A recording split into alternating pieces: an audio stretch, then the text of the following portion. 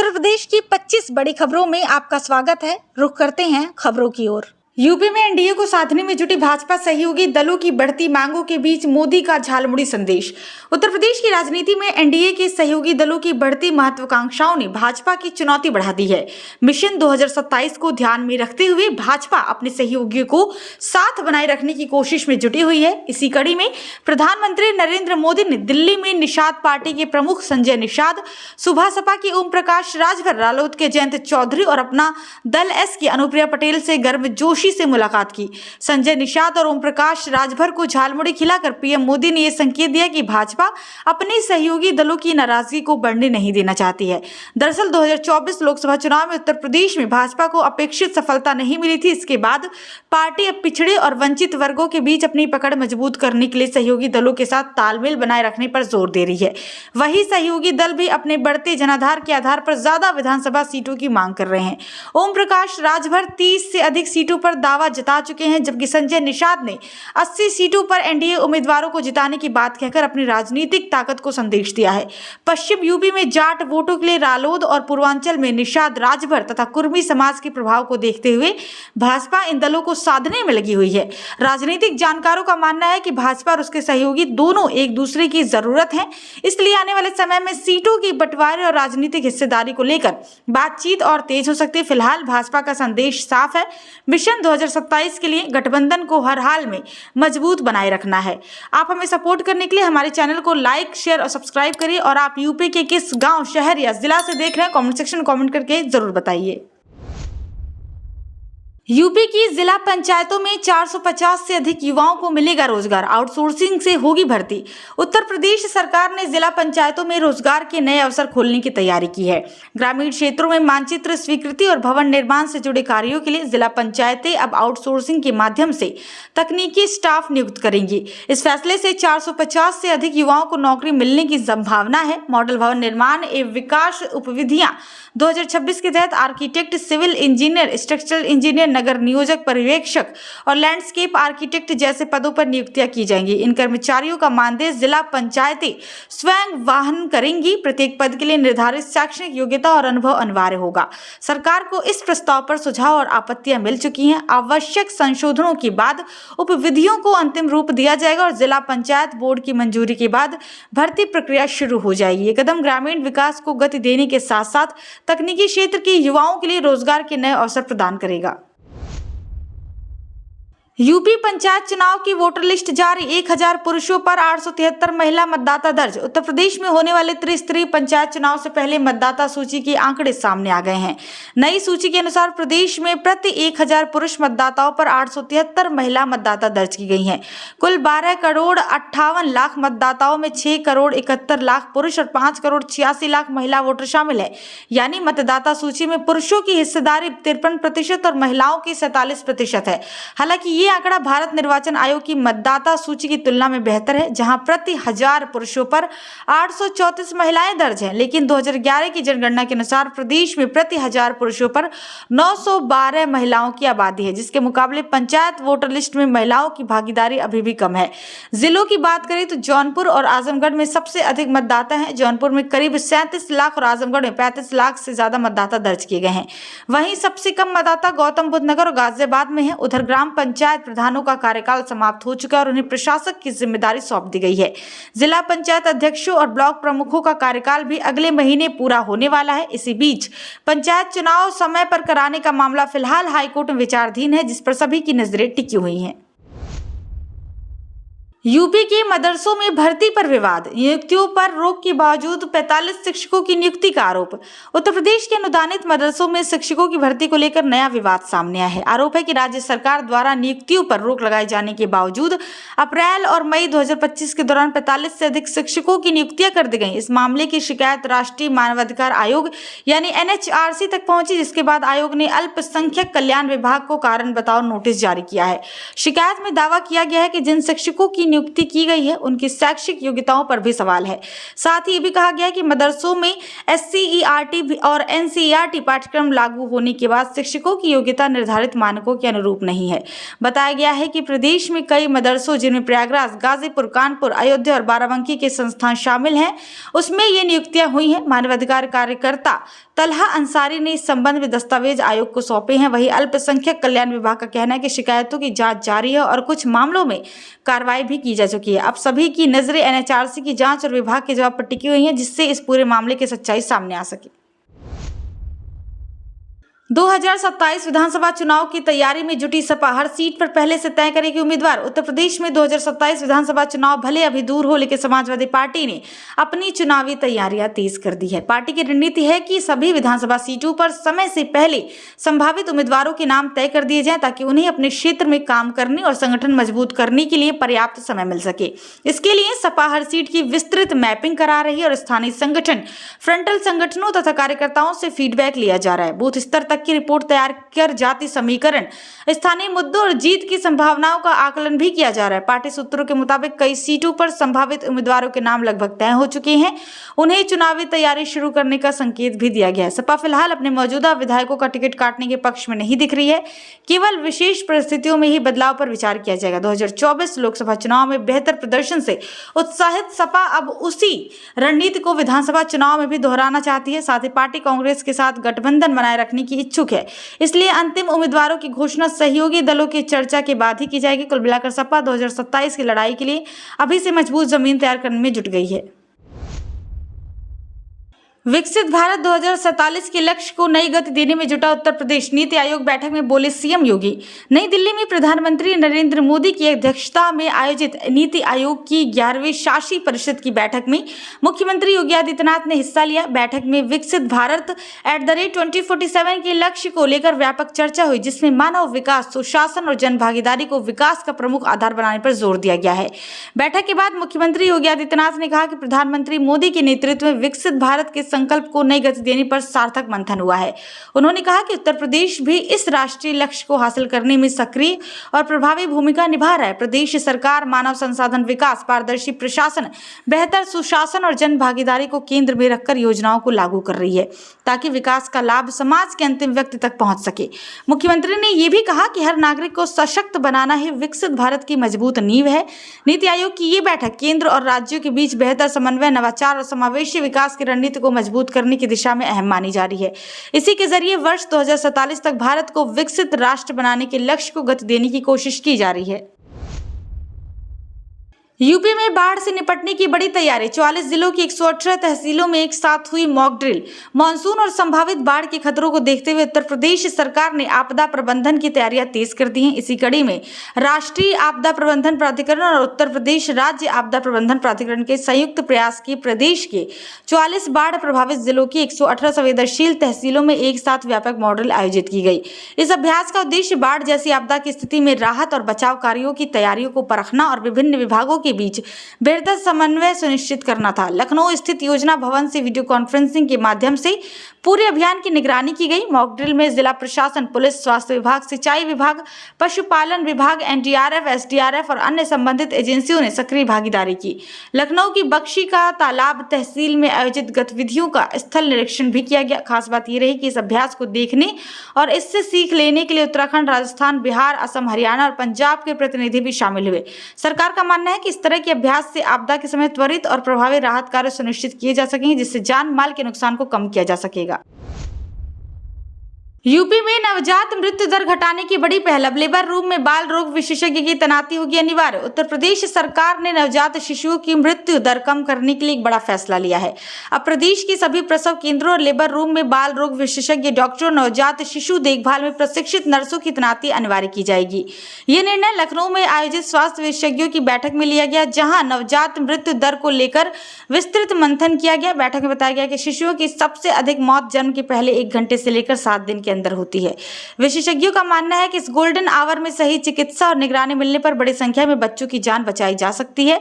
इसी को ध्यान में रखते हुए सरकार ने विशेष नवजात शिशु देखभाल इकाइयों यानी एसएनसीयू में बिस्तरों की संख्या 1892 से बढ़ाकर 3000 करने का फैसला भी लिया है, जिसे 1 महीने के अंदर पूरा करने का लक्ष्य रखा गया। विशेषज्ञों ने कहा कि गुणवत्तापूर्ण इलाज और आधुनिक सुविधाओं के जरिए करीब 80% नवजात बच्चों का जीवन बचाया जा सकता है। साथ ही सीपैप मशीनों जैसे अत्याधुनिक सुविधाओं को बढ़ाने और प्रसव कक्षों में पर्याप्त नर्सिंग स्टाफ उपलब्ध कराने पर भी जोर दिया गया। सरकार का उद्देश्य है कि जन्म के तुरंत बाद होने वाली मौतों में कमी लाकर मातृ एवं शिशु स्वास्थ्य को और बेहतर बनाया जाए। यूपी बन रहा उच्च शिक्षा का नया केंद्र, चंडीगढ़ यूनिवर्सिटी देगी 50 करोड़ रुपए की स्कॉलरशिप। उत्तर प्रदेश में उच्च शिक्षा और तकनीकी नवाचार को बढ़ावा देने की दिशा में एक बड़ा कदम उठाया गया है। उन्नाव स्थित चंडीगढ़ यूनिवर्सिटी के यूपी कैंपस में आयोजित 2 दिवसीय सीयू स्कॉलर समिट 2026 का भव्य समापन हुआ, जिसमें उत्तर प्रदेश, बिहार और झारखंड के 1500 से अधिक मेधावी छात्र छात्राओं को सम्मानित किया गया। कार्यक्रम में प्रदेश के उच्च शिक्षा मंत्री ने कहा कि मुख्यमंत्री योगी आदित्यनाथ के नेतृत्व में उत्तर प्रदेश तेजी से उच्च शिक्षा और नवाचार का केंद्र बन रहा है। इसी दौरान चंडीगढ़ यूनिवर्सिटी ने शैक्षणिक सत्र 2026-27 के लिए आयोजित CUCET परीक्षा के माध्यम से 50 करोड़ रुपए तक की छात्रवृत्ति देने की घोषणा की। परीक्षा में उत्कृष्ट प्रदर्शन करने वाले छात्रों को 100% तक स्कॉलरशिप का लाभ मिलेगा, जिससे आर्थिक रूप से कमजोर लेकिन प्रतिभाशाली छात्रों को बड़ी सहायता मिलेगी। समिट में उद्योग और तकनीकी क्षेत्र के कई विशेषज्ञों ने भी छात्रों को संबोधित किया और आर्टिफिशियल इंटेलिजेंस, डेटा साइंस तथा नई तकनीकों के महत्व पर प्रकाश डाला। वक्ताओं ने कहा कि भविष्य में केवल डिग्री नहीं बल्कि प्रैक्टिकल स्किल्स और नवाचार की सोच ही सफलता की कुंजी होगी। विश्वविद्यालय प्रशासन का कहना है कि उनका उद्देश्य छात्रों को वैश्विक स्तर की शिक्षा और इंडस्ट्री के अनुरूप कौशल प्रदान करना है, ताकि वो भविष्य की चुनौतियों का सफलतापूर्वक सामना कर सकें। नीति आयोग की बैठक में विकसित भारत 2047 पर मंथन, पीएम मोदी की अध्यक्षता में शामिल हुए सीएम योगी समेत कई मुख्यमंत्री। नई दिल्ली में प्रधानमंत्री नरेंद्र मोदी की अध्यक्षता में नीति आयोग की 11वीं शासी परिषद की बैठक आयोजित की गई, जिसमें विकसित भारत @ 2047 के लक्ष्य पर विस्तृत चर्चा हुई। इस अहम बैठक में देश के कई राज्यों के मुख्यमंत्री और केंद्रीय मंत्री शामिल हुए, जिनमें उत्तर प्रदेश के मुख्यमंत्री योगी आदित्यनाथ भी मौजूद रहे। बैठक का मुख्य फोकस समावेशी मानव विकास, सुशासन और जन भागीदारी के जरिए भारत को 2047 तक एक विकसित राष्ट्र बनाने की रणनीति पर रहा। यूपी में गन्ना समितियों के कॉलेजों में कॉर्पोरेट ट्रेनिंग, छात्रों को जॉब रेडी बनाने की योगी सरकार की बड़ी पहल। उत्तर प्रदेश सरकार ने युवाओं को रोजगार के लिए तैयार करने की दिशा में एक बड़ा कदम उठाया। मुख्यमंत्री योगी आदित्यनाथ के निर्देश पर अब गन्ना समितियों द्वारा संचालित कॉलेजों और इंटर कॉलेजों में पढ़ने वाले छात्रों को कॉर्पोरेट स्तर की कौशल प्रशिक्षण दिया जाएगा, ताकि उन्हें सीधे रोजगार से जोड़ा जा सके। इस पहल के तहत चीनी उद्योग एवं गन्ना विकास विभाग ने वाधवानी फाउंडेशन के साथ समझौता किया है। इसके जरिए छात्रों को आधुनिक skills, communication, team work, digital learning और प्रॉब्लम सॉल्विंग जैसी क्षमताओं में प्रशिक्षित किया जाएगा। पहले चरण में लगभग 3500 विद्यार्थियों को 75 से 90 घंटे का विशेष प्रशिक्षण दिया जाएगा, जबकि इन संस्थानों में करीब 15,000 से अधिक छात्र पढ़ रहे हैं। इसके अलावा आर्टिफिशियल इंटेलिजेंस आधारित लर्निंग मैनेजमेंट सिस्टम के माध्यम से छात्रों को मुफ्त डिजिटल कंटेंट, वीडियो लेक्चर और प्रैक्टिस मॉड्यूल उपलब्ध कराए जाएंगे। सरकार का उद्देश्य छात्रों को इंडस्ट्री रेडी बनाना और उन्हें स्टार्टअप, रोजगार और इंटर्नशिप के अवसरों से जोड़ना है। साथ ही आर्थिक रूप से कमजोर छात्रों को मुफ्त अध्ययन सामग्री और मोबाइल देने की भी योजना है, जबकि हर बेहतर प्रदर्शन करने वाले टॉप 20 छात्रों को विशेष पुरस्कार देकर सम्मानित किया जाएगा। कुल मिलाकर ये पहल शिक्षा को रोजगार से जोड़ने, युवाओं को आत्मनिर्भर बनाने की दिशा में एक महत्वपूर्ण कदम माना जा रहा है। यूपी में बिजली शिकायतों के निस्तारण में रिकॉर्ड सुधार, 18 लाख से अधिक उपभोक्ताओं को समयबद्ध राहत। उत्तर प्रदेश में भीषण गर्मी और बढ़ती बिजली मांग के बीच उपभोक्ताओं को बड़ी राहत मिली है। मुख्यमंत्री योगी आदित्यनाथ की निगरानी में मई महीने में बिजली शिकायतों के निस्तारण में रिकॉर्ड प्रदर्शन देखने को मिला है। प्रदेश में कुल 18,55,000 से अधिक शिकायतें दर्ज हुई हैं, जिनमें से 99% यानी 18,41,000 से ज्यादा शिकायतों का समयबद्ध समाधान कर दिया गया है। सरकारी आंकड़ों के अनुसार ये उपलब्धि बिजली विभागों की कार्यकुशलता और बेहतर प्रबंधन को दर्शाती है। शिकायतों के समाधान के लिए 19/12 हेल्पलाइन और ऑनलाइन सिस्टम को और अधिक प्रभावी बनाया गया है, जिससे उपभोक्ताओं को तेज और पारदर्शी सेवा मिल रही है। प्रदेश के अलग अलग बिजली वितरण निगमों की बात करें तो मध्यांचल, पश्चिमांचल, दक्षिणांचल, पूर्वांचल और केस्को क्षेत्रों में भी लाखों शिकायतें दर्ज हुई हैं, जिनका लगभग पूरी तरह निस्तारण किया गया है। मध्यांचल में सबसे अधिक 6 लाख से ज्यादा शिकायतें दर्ज हुई हैं, जबकि अन्य क्षेत्रों में भी उच्च स्तर पर समाधान सुनिश्चित किया गया है। कुल मिलाकर सरकार का दावा है कि इस प्रणाली से उपभोक्ताओं को समय पर राहत मिल रही है और बिजली व्यवस्था पहले से अधिक जवाबदेह और प्रभावी बनी हुई है। ये कदम प्रदेश में बेहतर बिजली सेवाओं और मजबूत प्रशासनिक निगरानी की दिशा में एक महत्वपूर्ण उपलब्धि माना जा रहा है। मोदी सरकार के 12 वर्ष पूरा होने पर यूपी में भव्य आयोजन, लोक भवन में प्रदर्शनी का उद्घाटन करेंगे सीएम योगी।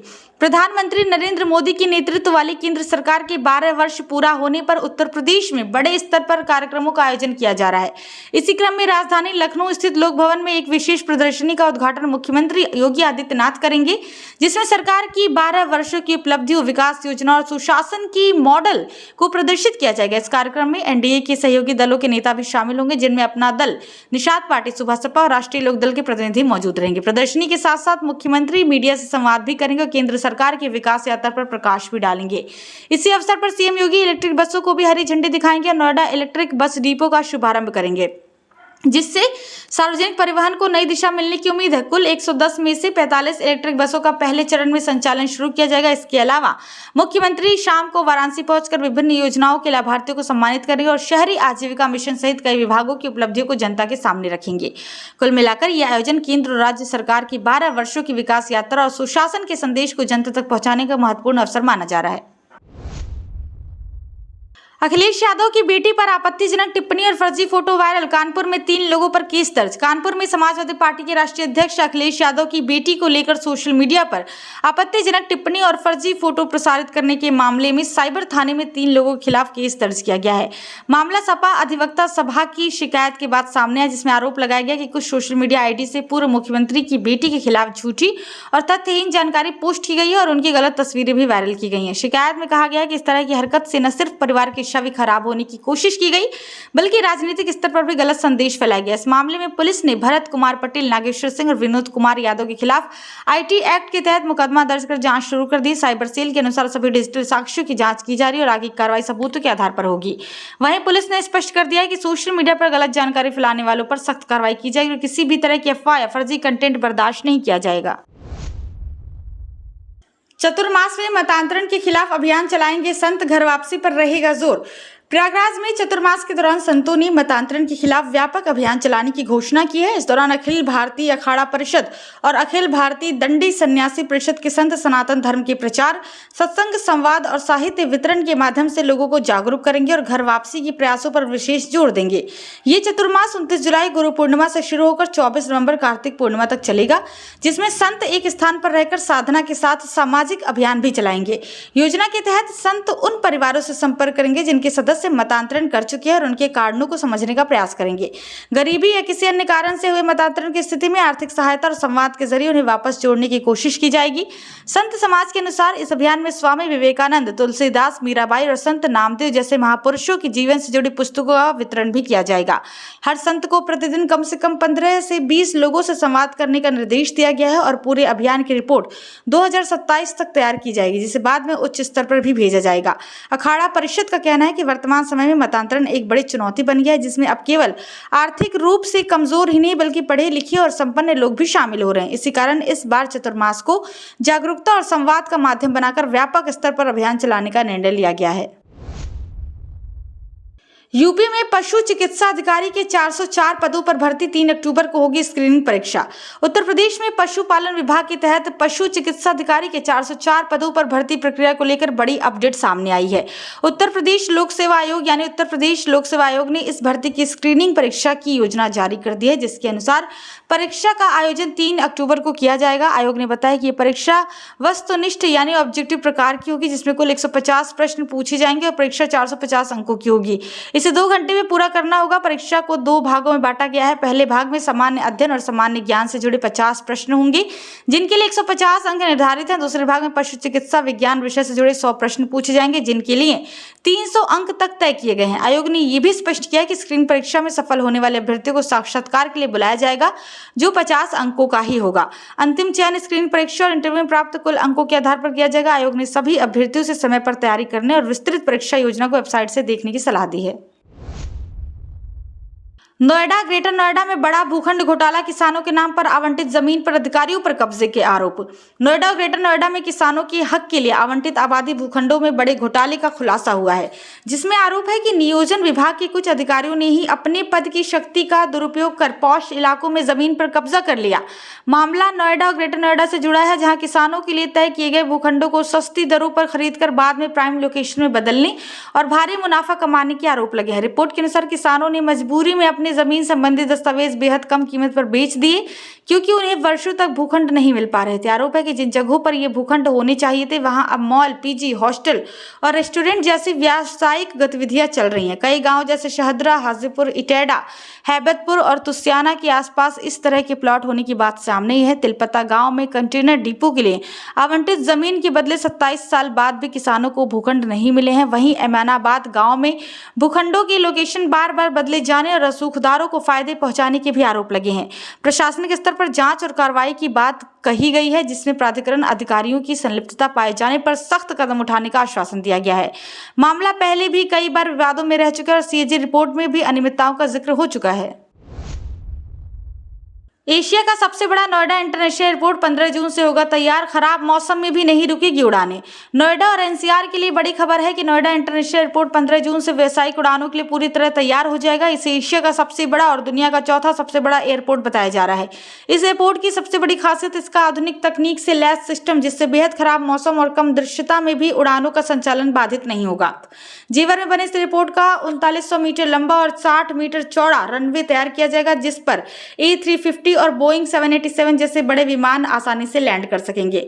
रनवे पर इंस्ट्रूमेंट लैंडिंग सिस्टम और प्रिसीजन अप्रोल लाइट्स जैसी उन्नत तकनीकें लगाई गई हैं, जिसने पायलट को कम दृश्यता, बारिश या घने कोहरे में भी सुरक्षित लैंडिंग में मदद मिलेगी।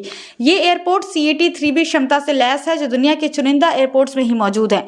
कैलिब्रेशन फ्लाइट टेस्ट सफल रहने के बाद रनवे से विमानों की लैंडिंग और टेक ऑफ को मंजूरी मिल चुकी है। 4 चरणों में विकसित हो रहा ये एयरपोर्ट न केवल उत्तर प्रदेश बल्कि पूरे देश के विमानन नेटवर्क को नई मजबूती देगा और अंतर्राष्ट्रीय स्तर पर बड़ी पहचान दिलाने की दिशा में एक अहम कदम माना जा रहा है। ग्रेटर नोएडा वेस्ट को 15 अगस्त से मिलेगा गंगाजल। वर्षों से इंतजार कर रहे लाखों निवासियों को राहत। ग्रेटर नोएडा वेस्ट के लाखों निवासियों के लिए राहत की खबर है कि अब स्वतंत्रता दिवस यानी 15 अगस्त के आसपास गंगाजल की आपूर्ति शुरू होने की संभावना है। ग्रेटर नोएडा प्राधिकरण ने नई डेडलाइन तय करते हुए दावा किया है कि पाइपलाइन की लीकेज और तकनीकी समस्याओं को काफी हद तक ठीक कर लिया गया है। इस परियोजना के तहत पानी को अपर गंगा कैनाल से देहरा स्थित ट्रीटमेंट प्लांट तक लाया जाता है, जहां 210 MLD क्षमता का वाटर ट्रीटमेंट प्लांट कम कर रहा है। इसके बाद पानी को पल्ला और जलपुरा होते हुए ग्रेटर नोएडा वेस्ट की 60 से अधिक सोसाइटियों तक पहुंचाया जाएगा, जिनमें इको विलेज, चेरी काउंटी और अन्य बड़े रिहायशी क्षेत्र शामिल हैं। 135 किलोमीटर लंबी पाइपलाइन में पहले कई जगह लीकेज और तकनीकी खराबियां सामने आई थी, जिसके कारण परियोजना की डेडलाइन कई बार बढ़ानी पड़ी। अब सभी लीकेज ठीक करने के बाद 15 जुलाई तक पूरे सिस्टम का प्रेशर टेस्ट किया जाएगा और स्कॉडा सिस्टम से इसकी निगरानी होगी। अधिकारियों के अनुसार अब सभी तैयारियां पूरी होने के बाद अगस्त के मध्य तक नियमित गंगा जल आपूर्ति शुरू कर दी जाएगी। इससे क्षेत्र के लोगों को लंबे समय से चली आ रही पानी की समस्या से बड़ी राहत मिलने की उम्मीद है। सोशल मीडिया और गेमिंग ऐप से स्लीपर सेल नेटवर्क तैयार करने की साजिश, पाकिस्तानी गैंगस्टर पर गंभीर आरोप। नोएडा से सामने आई रिपोर्ट में दावा किया गया है कि पाकिस्तानी गैंगस्टर शहजाद भट्टी इंस्टाग्राम और ऑनलाइन गेमिंग ऐप्स के जरिए भारतीय युवाओं को निशाना बनाकर उन्हें स्लीपर सेल के रूप में तैयार कर रहे हैं, जो देश की आंतरिक सुरक्षा के लिए गंभीर खतरा माना जा रहा है। इन प्लेटफॉर्म्स पर युवाओं को पहले वैचारिक रूप से प्रभावित किया जाता था और फिर मोटी पैसों का लालच देकर अपराध और रेकी जैसे कामों में शामिल किया जाता है। रिपोर्ट के अनुसार हाल ही में पश्चिमी उत्तर प्रदेश से 6 ऐसे स्लीपर सेल गिरफ्तार किए गए हैं, जिनसे पूछताछ में ये नेटवर्क उजागर हुआ है। इनसे जुड़े युवाओं को देश के विभिन्न हिस्सों में संवेदनशील स्थानों की रेकी करने जैसे टास्क दिए जाते थे। इनमें यूपी, एनसीआर और पंजाब के स्कूल, कॉलेज और अन्य अहम स्थान शामिल बताए गए हैं। सूत्रों के मुताबिक ये पूरा network Instagram reels, short video और गेमिंग चैट्स के जरिए सक्रिय है, जहां पहले यूजर्स को प्रभावित किया जाता है और फिर एन्क्रिप्टेड मैसेजिंग ऐप्स के माध्यम से उनसे संपर्क कर उन्हें आतंकी नेटवर्क से जोड़ा जाता है। प्रोजेक्ट गंगा से गांव में खुलेगा डिजिटल रोजगार का रास्ता, युवाओं को मिलेगा 5 लाख तक ब्याज मुक्त लोन। महाराजगंज में शुरू की जा रही प्रोजेक्ट गंगा योजना ग्रामीण विकास और डिजिटल रोजगार के नए अवसर खोलने जा रही है। इस योजना के तहत जिले की सभी 102 न्याय पंचायतों को हाई स्पीड इंटरनेट नेटवर्क से जोड़ा जाएगा, जिससे गाँव में डिजिटल सेवाओं और उद्यमता को बढ़ावा मिलेगा। योजना का उद्देश्य युवाओं को गाँव में ही स्वरोजगार से जोड़ना और ग्रामीणों को आधुनिक सुविधाएं उपलब्ध कराना है। पहले चरण में न्याय पंचायत स्तर पर डिजिटल सेवा केंद्र स्थापित किए जाएंगे, जिन्हें चयनित युवा संचालित करेंगे। इन केंद्रों के जरिए टेलीमेडिसिन, ई कॉमर्स, ई एजुकेशन और अन्य डिजिटल सेवाएं ग्रामीणों तक पहुंचाई जाएंगी। महिलाओं की भागीदारी बढ़ाने के लिए इसमें 50% सीटें आरक्षित की गई हैं। युवाओं को प्रोत्साहित करने के लिए मुख्यमंत्री युवा उद्यमी योजना के तहत 5 लाख रुपए तक का ब्याज मुक्त लोन 4 साल के लिए मिलेगा। साथ ही परियोजना लागत पर 10% अनुदान भी दिया जाएगा। इस योजना के संचालन के जरिए सरकार ने हिंदुजा ग्रुप के साथ समझौता किया है, जो तकनीकी सहयोग देगा। कुल मिलाकर ये पहल ग्रामीण अर्थव्यवस्था को मजबूत करने और डिजिटल भारत के लक्ष्य को आगे बढ़ाने की दिशा में अहम कदम मानी जा रही है। बांके बिहारी मंदिर की दीवारें सांस न ले पाने से हो रही कमजोर, एएसआई की रिपोर्ट में बड़ा खुलासा। वृंदावन के प्रसिद्ध बांके बिहारी मंदिर को लेकर भारतीय पुरातत्व सर्वेक्षण की रिपोर्ट में चौंकाने वाला खुलासा सामने आया है। रिपोर्ट के अनुसार मंदिर की लाल बलुआ पत्थर से बनी दीवारों पर वर्षों पहले चढ़ाई गई पॉलीमर की परत के कारण पत्थर सांस नहीं ले पा रहे हैं, जिससे उनमें नमी फंस गई और संरचना धीरे धीरे कमजोर होने लगी है। मंदिर का निर्माण 1864 में लाल सैंडस्टोन से हुआ था, जो स्वाभाविक रूप से छिद्रपूर्ण होता है और हवा व नमी का आदान प्रदान करता है। एसआई की वैज्ञानिक शाखा ने हाई पावर कमेटी के निर्देश पर मंदिर में केमिकल ट्रीटमेंट शुरू किया है। विशेषज्ञों की मदद से दीवारों से पॉलीमर की पुरानी परत हटाई जा रही है और उसकी जगह पत्थर के अनुकूल रिवर्सिबल कोटिंग की जा रही है, ताकि संरचना को आगे नुकसान ना हो और उसकी उम्र बढ़ाई जा सके। विशेषज्ञों के मुताबिक पॉलीमर कोटिंग से नमी अंदर फंस जाती है, जिससे पत्थर धीरे धीरे टूटने लगता है और उसका प्राकृतिक रंग व मजबूती दोनों प्रभावित होते हैं। फिलहाल मंदिर के कई हिस्सों का ट्रीटमेंट पूरा हो चुका है और बाकी काम जारी है। रिपोर्ट में इसे ऐतिहासिक धरोहर के संरक्षण के लिए बेहद जरूरी कदम बताया गया है। स्वामी अविमुक्तेश्वरानंद का मथुरा में बड़ा बयान, राम मंदिर ट्रस्ट और गो संरक्षण पर सरकार को घेरा। मथुरा में अपनी 81 दिवसीय गोष्ठी यात्रा के दौरान जगतगुरु स्वामी अविमुक्तेश्वरानंद ने सरकार और श्री राम जन्मभूमि ट्रस्ट पर कई गंभीर सवाल उठाए हैं।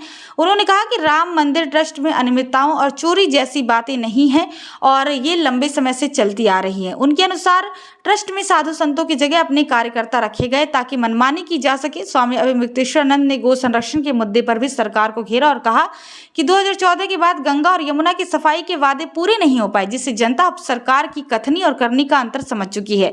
उन्होंने ये भी दावा किया कि वो अपनी यात्रा के जरिए मतदाताओं को जागरूक कर रहे हैं और गो संरक्षण को मुख्य चुनावी मुद्दा बनाने की बात कही। उन्होंने ये भी कहा कि यदि सरकार गो माता को राष्ट्रीय पशु या माता घोषित करे तो किसी को आपत्ति नहीं होगी। साथ ही उन्होंने राम मंदिर से जुड़े कथित विवादों और दान पत्र से चोरी की बातों का भी जिक्र करते हुए ट्रस्ट की कार्यप्रणाली पर सवाल उठाए। कुल मिलाकर उन्होंने सरकार की नीति और धार्मिक संस्थानों के प्रबंधन पर गंभीर आलोचना की। पाटमऊ कमरावा झील बनेगी इको टूरिज्म का नया केंद्र, पक्षी अवलोकन के लिए बनेंगे वॉच टावर। बाराबंकी की पाटमऊ कमरावा झील को अब पर्यावरण संरक्षण और ग्रामीण पैटर्न के मॉडल के रूप में विकसित किया जा रहा है। करीब 19 हेक्टेयर में फैली ये प्राकृतिक झील लंबे समय तक अतिक्रमण और उपेक्षा का शिकार रही थी, लेकिन अब प्रशासन ने अवैध कब्जे हटाकर इसके कायाकल्प की प्रक्रिया तेज कर दी है। वन विभाग की योजना के तहत इस झील को इको टूरिज्म और बर्ड वॉचिंग सेंटर के रूप में विकसित किया जाएगा। यहाँ पक्षियों के अवलोकन के लिए वॉच टावर बनाए जाएंगे, जिससे स्थानीय और प्रवासी पक्षियों को देखने की सुविधा मिलेगी। साथ ही झील में साल भर जल स्तर बनाए रखने के लिए आवश्यक संरचनाएं, बैरिकेडिंग और सुरक्षा उपाय भी किए जा रहे हैं। सोलर पैनल आधारित बोरिंग सिस्टम पहले ही लगाया जा चुका है, जिससे जल संरक्षण को बढ़ावा मिलेगा। अधिकारियों के अनुसार पर्याप्त पानी उपलब्ध रहने पर यहाँ बड़ी संख्या में पक्षियों का आगमन होगा, जिससे ये क्षेत्र ग्रामीण पर्यटन का नया आकर्षण बन सकेगा।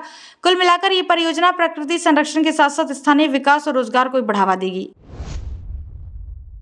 गोंडा के परिषदीय स्कूलों में 3 करोड़ से स्मार्ट शिक्षा को मिलेगी नई रफ्तार, बिजली कटौती नहीं बनेगी बाधा। गोंडा के परिषदीय विद्यालयों में डिजिटल शिक्षा को मजबूत करने के लिए शासन ने 3 करोड़ रुपए की बड़ी योजना को मंजूरी दे दी है। इस योजना के तहत जिले के 494 स्मार्ट कक्षाओं को पावर बैकअप से लैस किया जाएगा, ताकि बिजली जाने पर भी पढ़ाई बाधित ना हो। अब स्मार्ट बोर्ड, प्रोजेक्टर और डिजिटल कंटेंट लगातार चलते रहेंगे, जिससे बच्चों की पढ़ाई निर्बाध जारी रहेगी।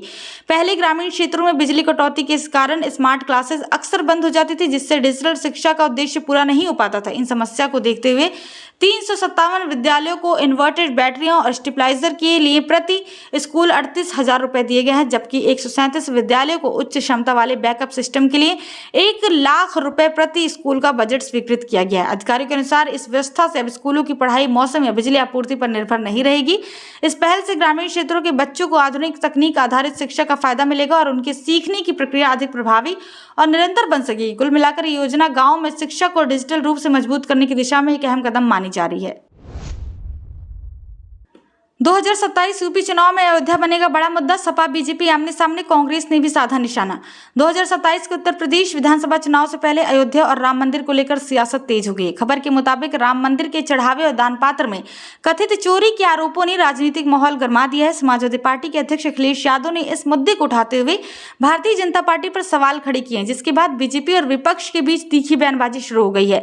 रिपोर्ट के अनुसार आरोप है कि राम मंदिर ट्रस्ट से जुड़े दान में करोड़ों रुपए की गड़बड़ी हुई है। इस पर सपा बसपा का कहना है कि यदि जांच सही तरीके से हो रही होती तो ऐसी स्थिति ही नहीं बनती। वहीं कांग्रेस ने भी इस मुद्दे पर सपा के सुर में सुर मिलाते हुए सरकार पर निशाना साधा और पारदर्शिता की मांग की है। वहीं भाजपा नेताओं का कहना है कि विपक्ष बेवजह धार्मिक मुद्दों को राजनीतिक रंग दे रहा है और सरकार पर लगाए जा रहे आरोप निराधार हैं।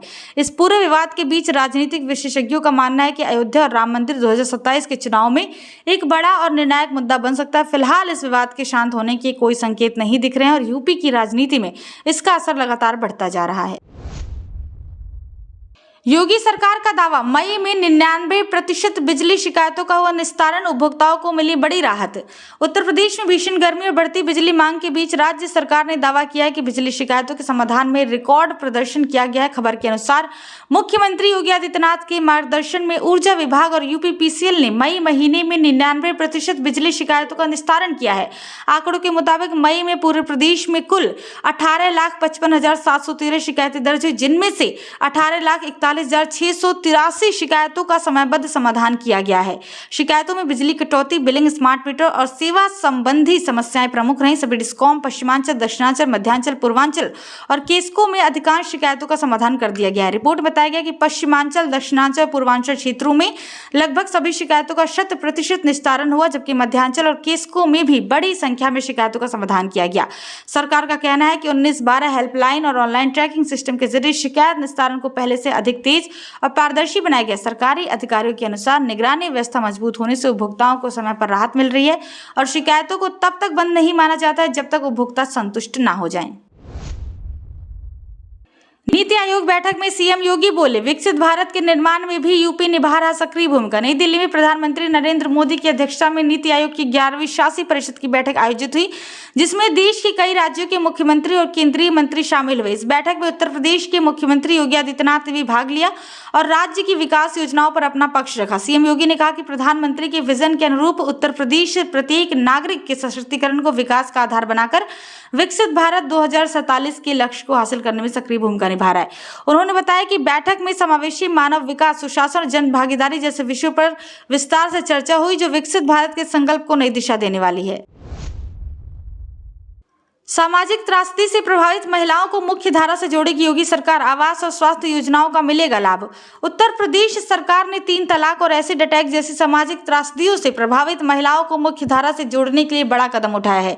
इस पहल के तहत मुख्यमंत्री योगी आदित्यनाथ के निर्देश पर महिला कल्याण विभाग ने एससी पीड़ित और निराश्रित महिलाओं का विस्तृत डेटा एकत्र करना शुरू कर दिया है। सरकार की योजना है कि इन महिलाओं को प्रधानमंत्री आवास योजना, मुख्यमंत्री आवास योजना, आयुष्मान भारत, प्रधानमंत्री जन आरोग्य योजना और मुख्यमंत्री जन आरोग्य योजना से जोड़ा जाए, ताकि उन्हें पक्का घर और बेहतर स्वास्थ्य सुविधाएं मिल सके। अधिकारियों के अनुसार इसका उद्देश्य ये सुनिश्चित करना है कि कोई भी पात्र महिला केवल जानकारी या प्रक्रिया की जटिलता के कारण सरकारी लाभ से वंचित न रह जाए। रिपोर्ट में बताया गया है कि विभाग विभिन्न स्तरों पर डाटा सत्यापन कर लाभार्थियों की पहचान कर रहा है। साथ ही शासन स्तर पर आवश्यक आदेश और गाइडलाइन तैयार करने की प्रक्रिया भी चल रही है। सरकार का कहना है कि एसिड अटैक पीड़ित महिलाओं को लंबे इलाज और पुनर्वास की जरूरत होती है, जबकि 3 तलाक से प्रभावित महिलाएं अक्सर आर्थिक असुरक्षा का सामना करती हैं। ऐसे में आवास और स्वास्थ्य सुरक्षा देकर उनके जीवन को अधिक सुरक्षित और सम्मानजनक बनाने का लक्ष्य रखा गया है।